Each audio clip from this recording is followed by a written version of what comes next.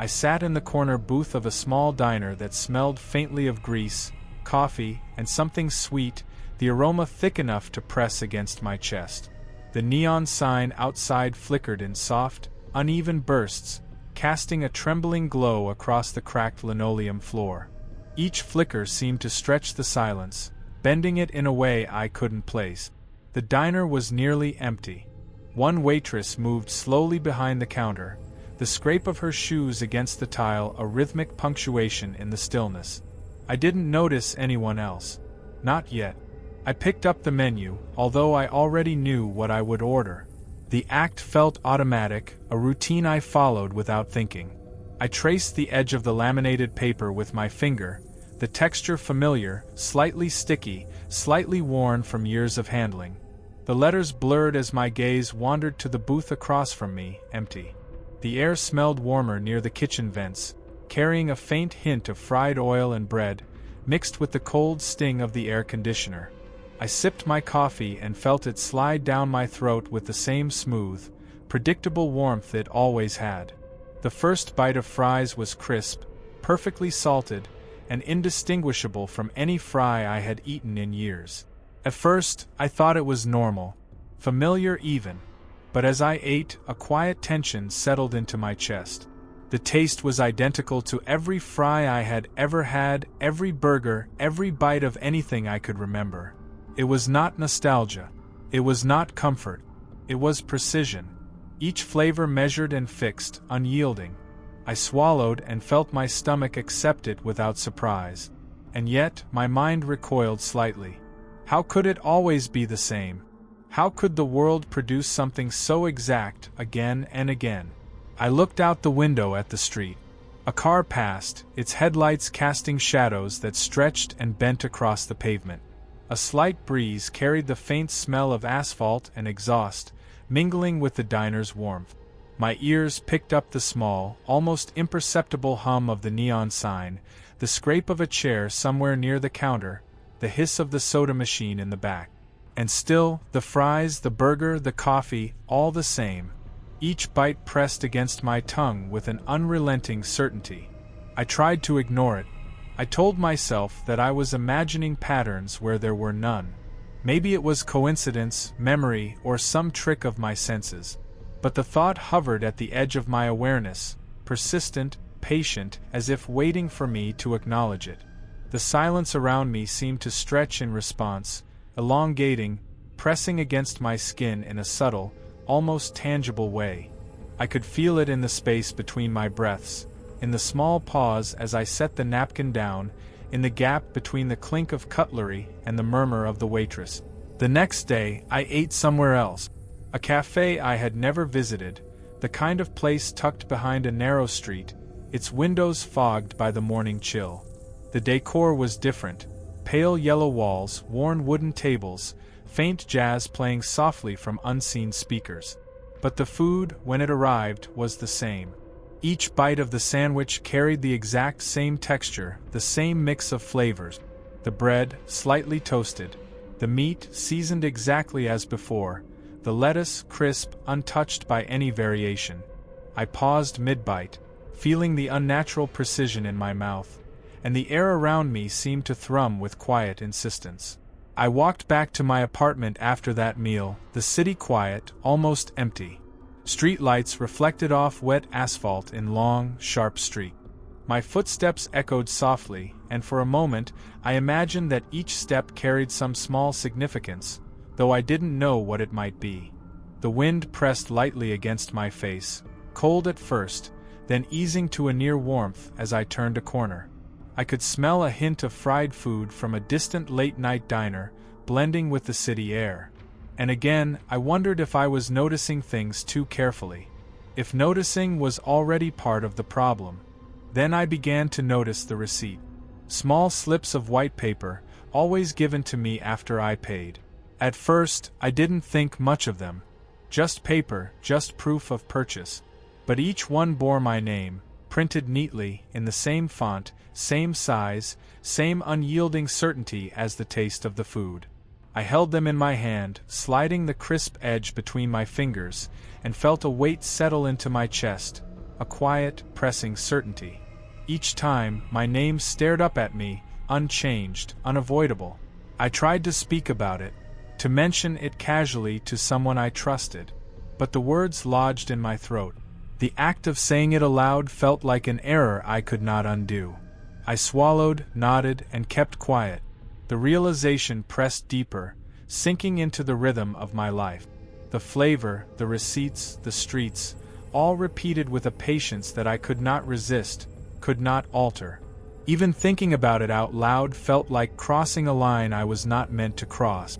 And I understood, slowly, in the quiet moments between bites, between footsteps, between the faint flickers of neon lights, that nothing about this would change. Not the taste, not the paper, not the streets. The world had already settled into its pattern, and I had already become part of it. It was only the beginning, and already I felt that quiet, certain mistake beneath my skin. It happened the next evening. I drove past the same row of neon-lit restaurants, the ones that always smelled faintly of grease and sugar. The air was damp from a light drizzle that had passed through the city earlier, and the scent of wet asphalt mixed strangely with the familiar aroma of fried food. I slowed my car slightly, almost without thinking, my eyes tracing the glowing signs one by one. And then I noticed it. The lights in every single McDonald's, every fast food place I passed, were still on. Not a flicker, not a dimming, not a single hint of closure. They glowed as if no one had ever left, as if the kitchens had never emptied. The pattern was exact. Every building, identical in its illumination, stretching for blocks. My stomach sank slightly, a slow, sinking weight that had nothing to do with hunger. I shook my head, telling myself it was nothing, some coincidence, some strange timing. Yet my chest tightened, and my eyes could not leave them. I parked near one of the restaurants, more out of a quiet compulsion than any plan. The rain had ceased, but the air remained damp, sticky against my skin. I stepped out and felt the familiar click of wet shoes against the pavement, a sound that seemed louder in the silence of the evening. I could hear the hum of the lights, the faint bubbling of soda machines, even though the lot appeared empty. No customers, no staff, just the endless glow. I walked closer. The glass doors reflected my own figure back at me, slightly distorted in the dim light, my features softened and blurred. I heard a faint scraping inside, maybe a chair moving, maybe nothing. My hand hovered near the handle, a hesitant, almost subconscious gesture, before I drew back. My mind spun with questions, none of which seemed appropriate, none of which I dared voice aloud. Why were they still on? Why did it feel like they were waiting? I wandered along the row, each step slow, measured, absorbing the sensation of damp pavement, the slight chill in the evening air, the way my own breath rose in soft clouds and then vanished. The restaurants were quiet, too quiet, yet the hum persisted.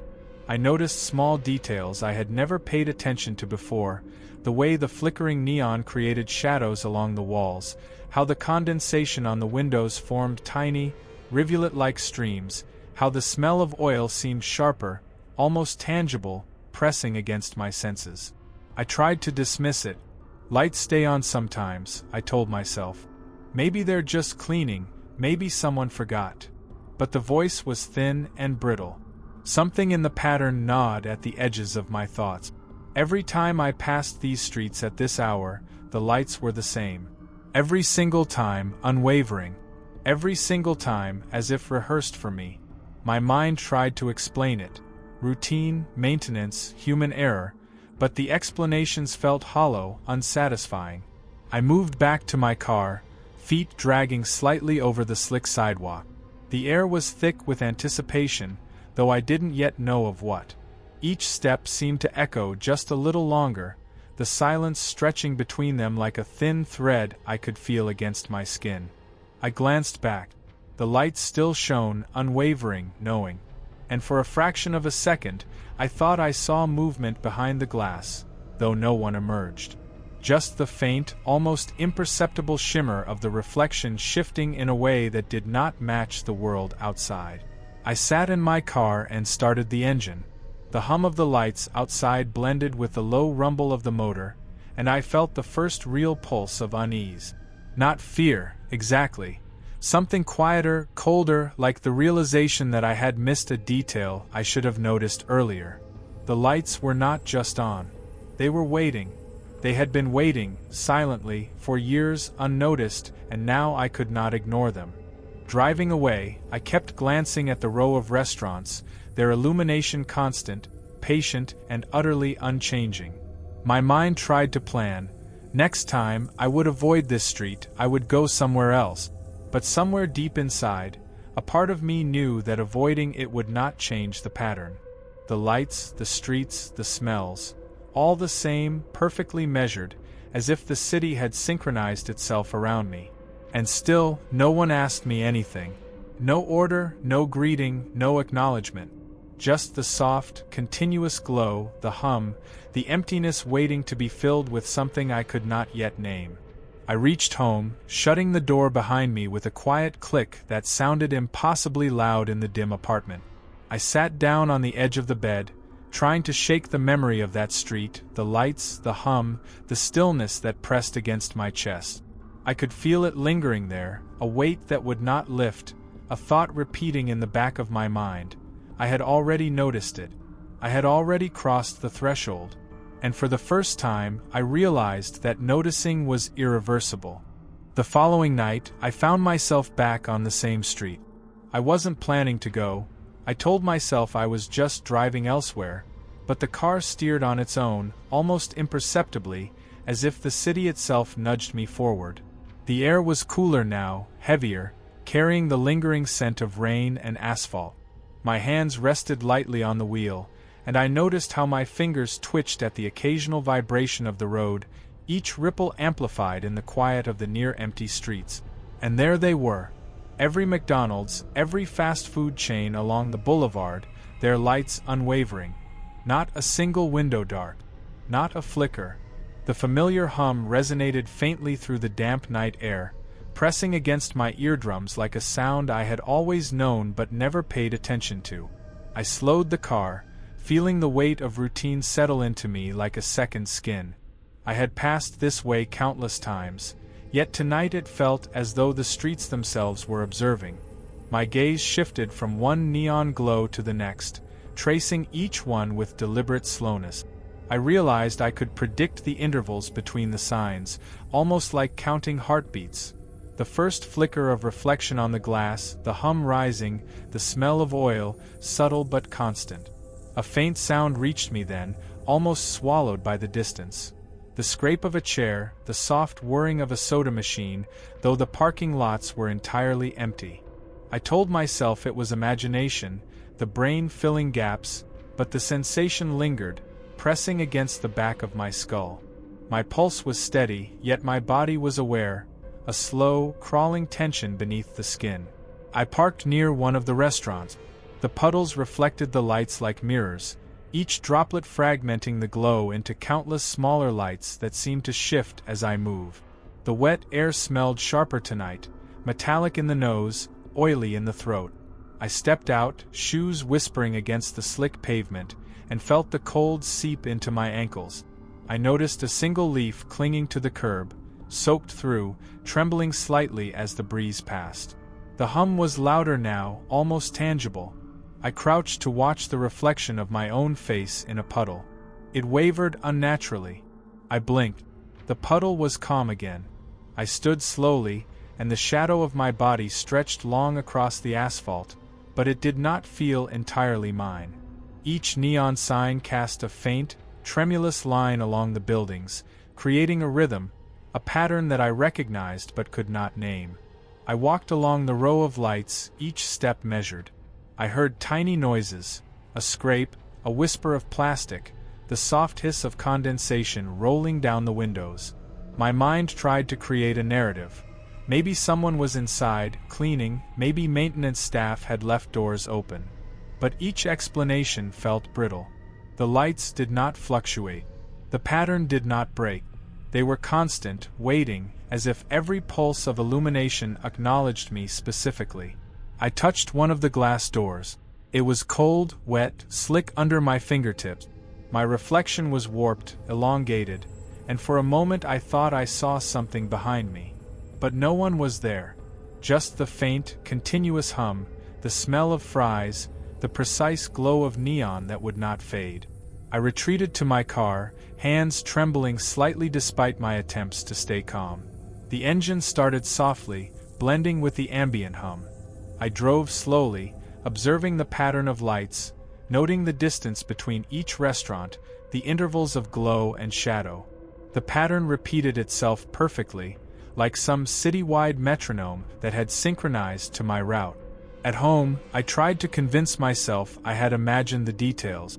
I showered slowly, letting the warm water mask the chill that had crept into my skin. Yet even under the spray, the hum lingered. The reflection of lights in my bathroom mirror felt different somehow, sharper, longer, aware.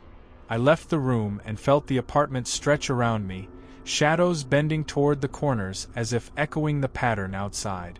I could no longer dismiss it as coincidence. Every night, every street, every illuminated McDonald's followed the same rhythm, the same sequence. I had begun to anticipate it, almost subconsciously. And with anticipation came the slow, creeping realization that noticing the pattern might have been a mistake I could not undo. I went to bed, lights dimmed, curtains drawn. The hum was faint, filtered through glass and distance, yet it vibrated against my chest, insisting on attention. I lay still, staring at the ceiling, counting the intervals of my own breath, matching them, almost unwillingly, to the rhythm of the lights outside. I wondered what would happen if I didn't look tomorrow. But I knew, deep down, that I would. I always would. The pattern had claimed me, softly, quietly, in a way that left no marks but ensured I could never unsee it. And with that, sleep came not as relief, but as a thin veil over awareness, temporary, fragile. I woke up to the same faint hum seeping through the walls, though the city outside was quieter now, almost asleep. The glow from the distant McDonald's lights filtered through the curtains, soft and insistent. I lay in bed, listening, trying to convince myself it was nothing. Just electricity, just neon, just my imagination stretching itself too far into the night. But the hum had weight now. It pressed against my chest, subtle, almost polite, yet impossible to ignore. I got out of bed slowly. The floor was cold under my feet. I traced my steps to the window and peered through the blind. The streets were empty, the sidewalks glistening from earlier rain. Yet every sign, the familiar yellow arches, the exact same shade of fluorescent white light, pulsed in unison, as if counting silently with me. I counted 2, in my head, hesitant at first, then more deliberately. 1, 2, 3. The rhythm matched my pulse, or maybe my pulse had started to match it. I poured a cup of water, the liquid sloshing faintly as I carried it back to my room. I sipped slowly, tasting the water in the silence, noticing how my own breathing seemed too loud, too deliberate. Shadows moved in the corners I hadn't really looked at before, and I wondered if they were just my imagination or if they were shadows with intent. But I told myself there was no such thing. Just light, just street, just me awake too early. Still, I couldn't stop thinking about the pattern. Every night, without exception, the lights stayed on. Every street, every city block. I tried to recall if it had always been like this, if I had ignored it before, but my memory felt slippery, like someone had run their fingers through the details and erased what didn't matter. Even the mundane, like the smell of grease in the parking lot or the soft, almost imperceptible squeak of the doors, had started to feel deliberate, calculated. I found myself imagining why it happened. Perhaps it was city ordinance, some new automated system designed to keep people awake. Perhaps it was maintenance staff working in shifts too quiet to notice. Or maybe it was simpler. The city itself had a rhythm, and I had finally tuned into it. Each explanation felt like a thin veil stretched over something deeper, something I wasn't ready to name. I wandered through the apartment, pacing slowly, counting the tiles on the floor, noting the way the light from the street shifted against the walls. I felt my skin prickling at the edges, a slow, crawling awareness that nothing I did could escape this rhythm now. Even if I closed my eyes, I could see it, the arcs of neon, the constant pulse, the mirrored reflections in the wet asphalt. I tried to ignore it, but the mind is relentless when it finds a pattern it cannot unsee. I thought about leaving, driving somewhere far, to escape the lights, to escape the hum. But the idea made my chest tighten. If I left tonight, would the pattern continue without me? Would it know I had tried to break away? Or would it wait, patient, until I returned? The thought was heavy. The option of escape no longer felt simple, no longer felt safe. It felt like a decision with consequences I could not calculate, a step into a world that had already measured me. I sat back down on the edge of the bed, the floor cold beneath my palms. I closed my eyes and listened. Each hum, each faint vibration in the distance, each glow reflecting through the curtains pressed against my senses, demanding attention. I tried to rationalize it, to anchor myself in logic. It's a city, it's technology, it's mundane. But the reasoning fell apart. The rhythm persisted. It had rules. I had begun to learn them, slowly, against my will. The more I thought about it, the more I realized the inevitability. I was caught. Not physically, but mentally, psychologically. There was no running. The knowledge of the pattern had settled into me. Each night, the lights would be on, the hum would follow, and I would count, whether I wanted to or not. The mundane, the everyday, that I had trusted as safe, had become a trap. I leaned against the wall, feeling its cold plaster press against my back. I imagined the streets outside, silent, wet, lined with glowing signs that did not flicker. The certainty of the pattern was overwhelming. Every reflection, every puddle, every glass surface was a reminder. The awareness of it, once seated in my mind, could not be uprooted. Sleep returned reluctantly, shallow and fragmented. The hum lingered, even in dreams, bending their edges, reminding me that the night was longer than I thought, that time itself could be measured by the pulse of neon. I woke, eventually, to the same pressing inevitability, that no matter what I did, I had seen it. I had learned the rhythm, and the city, patient, quiet, unwavering, knew that I could never unsee it.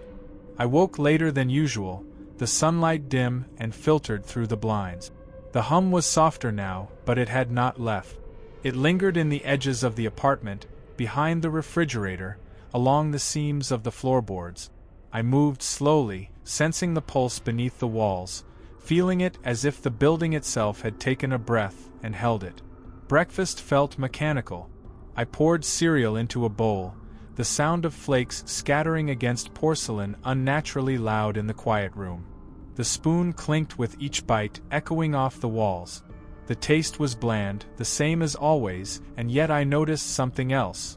The consistency, the way it slid across my tongue, as if it had been measured to match the rhythm of the hum outside. I considered leaving, going somewhere new, anywhere that wasn't aligned with the lights, with the unbroken rhythm. But I hesitated. The thought of driving, of venturing into streets that could be just as bright, just as inevitable, made my chest tighten. It felt safer to stay, to carry out my morning routine, to pretend I was choosing freely. The breakfast, the hum, the same bland taste. It was familiar, predictable. That predictability felt like a shield, even though deep down I suspected it was a trap. I dressed slowly, each movement deliberate.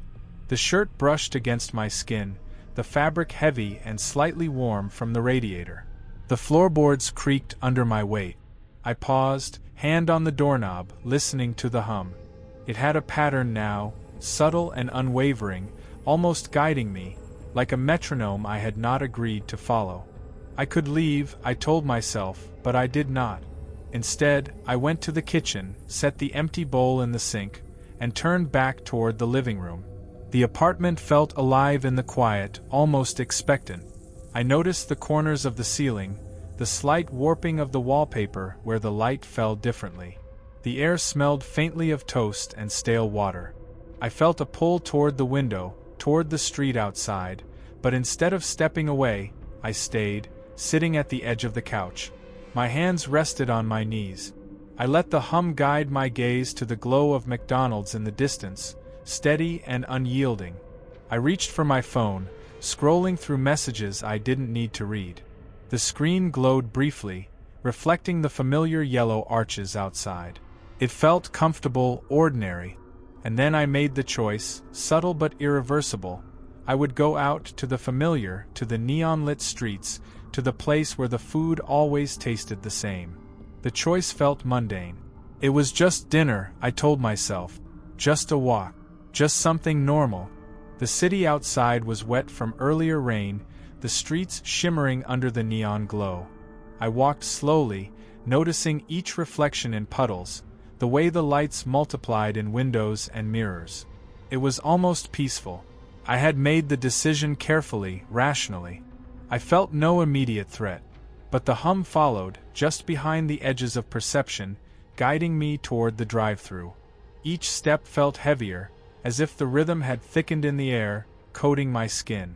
I arrived at the familiar spot. The McDonald's lights were as bright as ever, steady, unwavering.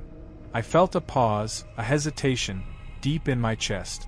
But it was easier to step forward than to retreat. The drive-thru lane stretched ahead, empty, yet I knew it was never truly empty. I adjusted my seat, exhaled slowly, and waited. The familiar sensation of being measured, watched, counted, pressed gently against me. It was subtle, almost polite, but undeniable. I reached the speaker. And then I realized, too late, that I had already agreed to something I couldn't take back. The car idled in place, the hum surrounding me, the lights reflected on the wet asphalt, and I understood that the choice to enter had sealed me into the pattern. There was no dramatic scream, no sudden movement. There was just the quiet, deliberate weight of inevitability, and the subtle shift in the rhythm that I could feel vibrating under my skin. I waited. The drive-thru never asked for my order anymore. The lights, the hum, the pattern, all of it continued, patient, unyielding. I had chosen to follow the rhythm, and now the rhythm held me. I could not leave. I could not unchoose. I was part of the cycle, and the calm, familiar streets, once safe, felt suddenly infinite. The car moved forward slowly, the engine humming quietly, blending with the constant rhythm that had been following me all day. The glow of the McDonald's lights stretched across the wet asphalt, reflecting in the puddles like a river of yellow that never ended. The air smelled faintly of fries, sweet and greasy, but even that scent carried the weight of inevitability. I realized I hadn't spoken aloud in hours. Not a word. My own voice felt foreign, unnecessary. The world outside, quiet in its neon brilliance, didn't seem to care. It didn't ask questions. It didn't demand attention. It simply continued, patient and unchanging. The people I had passed earlier, walking or driving, seemed to exist on the same rhythm. None of them looked directly at me, yet I felt their awareness as if it were a presence pressing softly from every direction. I reached the window. The usual greetings, the cheerful voices, the exchange of money and food, none of it happened. The speaker remained silent. The order never came. And yet, I knew it had been expected. I understood, with a clarity that made my chest tighten, that something had shifted the moment I chose to come here. The familiar, mundane act of waiting for food had become something else entirely. I looked around the empty lot. The glow from the neon arches painted long shadows that moved subtly, stretching and bending over the asphalt. The reflections in the puddles warped in ways that shouldn't have been possible. I blinked, trying to convince myself it was just the wet surface, the angle of the light. But even as I did, I felt the pulse in the hum, deeper now, resonating under my skin. It had followed me into the car, into the seatbelt, into my hands resting limply on the steering wheel. I could not turn back. The lane behind me stretched endlessly, fading into darkness I could not penetrate. The road ahead led only deeper into the light. Every instinct I had, every thought of retreat, dissolved into the quiet insistence of the pattern I had stepped into. I was neither trapped by force nor by threat, only by the certainty that I had acted, and the action could not be undone. Minutes passed. Hours, perhaps. The car idled, the hum persistent, the air thick with the smell of fries and the faint scent of rain. I tried to distract myself, counting cracks in the pavement, focusing on each reflection in the windows around me, cataloging them silently. Each detail confirmed the same truth. I was here, and here was all I would be. The repetition, the stillness, the subtle insistence of the lights, it had always been waiting for me. The horizon remained static, unbroken by motion or change. I understood that the cycle continued without me needing to move. There was no sudden shift, no dramatic revelation. Only the endless presence of the glow, the hum, and the inevitability. I could breathe, slowly, deliberately, but the weight of my choice settled heavier with every passing second. I pressed my hands against the wheel, feeling the leather smooth and familiar beneath my palms. The hum vibrated slightly in the surface, subtle enough to be mistaken for a passing vibration from the engine. I did not move, though I could. I did not speak, though I could. I did not change my path, though I could. And I understood, finally, that some things, once chosen, cannot be undone. The city remained bright, silent except for the hum, infinite in its repetition. The puddles mirrored the lights, the reflections multiplying into infinity. The world continued its rhythm, indifferent and patient, waiting for no one, asking nothing, acknowledging nothing. I exhaled slowly. The air was cool against my skin, carrying the scent of rain and fries, and it seemed to settle into my bones. I realized I had done nothing remarkable. I had simply followed the familiar, accepted the quiet insistence of routine, and entered a rhythm I could not leave. And the hum continued. The lights continued. I waited, and somewhere beneath it all I understood, without fear or hope, that this was exactly where I was meant to be. The window reflected back at me, unblinking, unyielding. And then I stopped noticing the reflection at all.